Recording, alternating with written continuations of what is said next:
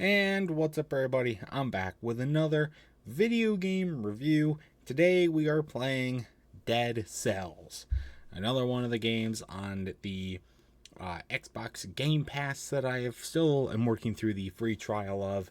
And I gotta say,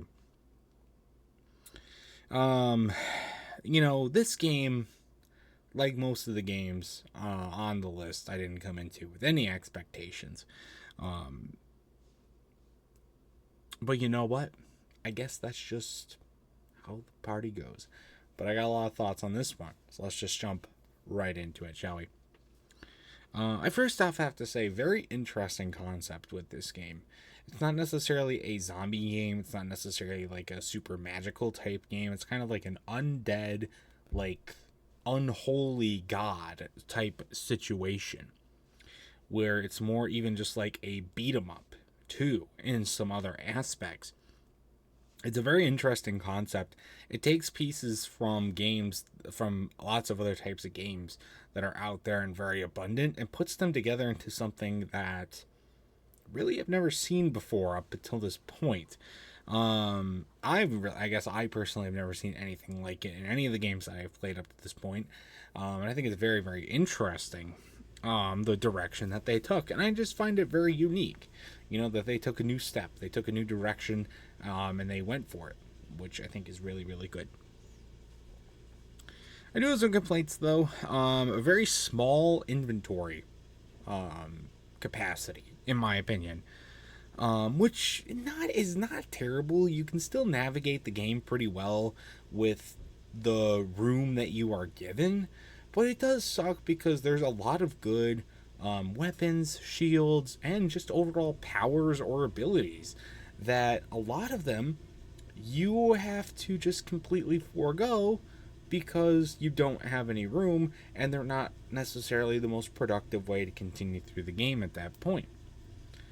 It really sucks because they can tell that they put a lot of effort into creating these and making cool special stuff for them, and a lot of them you can't really experience as a player unless you intentionally switch them out, and then you might die, and you don't want to die in this game because you start the game over completely, almost completely, pretty much completely.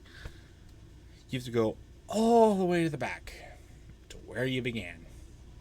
God damn, is that annoying. That is really annoying. It's even more annoying.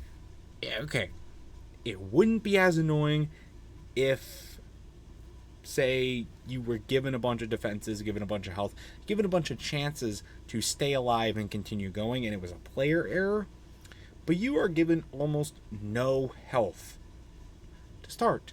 I think you can die in like 4 hits from a regular common enemy, and the shields they give you, they do jack shit. You might get a half a damage on 1 hit, and then boom, broken. So that's very annoying. You die a lot, and you have to go all the way back. And you could say that it was an incentive to explore, but a lot of the areas kind of look the same anyways. So is it really much of an incentive to explore? Most of the time I found that, I wasn't even trying to go a new path and I stumbled upon it. I just got completely new items. I never really even got the same 2 items that I died with when I came back to life. So I guess that's cool in a sense, but also it's just pretty frustrating because in the game you always feel like you're lost, though you never really are. I thought every time I strayed off my main path, I got back on it just by chance, by random, and that's fine. It doesn't really make you feel like you're in much of a sense of control. It mostly feels like unpredictability, kind of just going with the flow. And if you like that, good for you. I think this is a game that you will like. For me, I like to have a little bit of a sense of where I'm going and how to get there. And with this game, that never really was a thing that came to fruition. I will touch on the combat real quick as well before we end this off. I think it's fun combat, hard combat. I wouldn't say it's like necessarily the hardest video game levels list difficult, but as far as just general common enemies, they're very difficult, mostly because you can get overwhelmed and it does take some learning.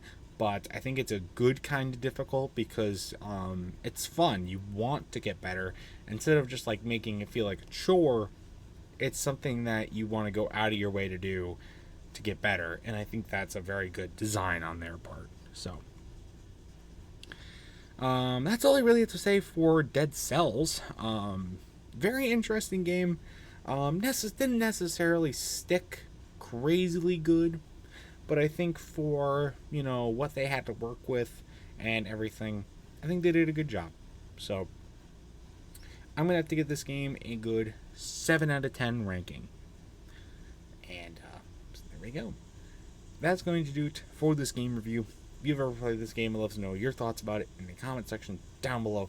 And that's going to do it for this video as well. Stay tuned for much more amazing content, including more game reviews and other awesome stuff. Until next time, see you guys later. Goodbye.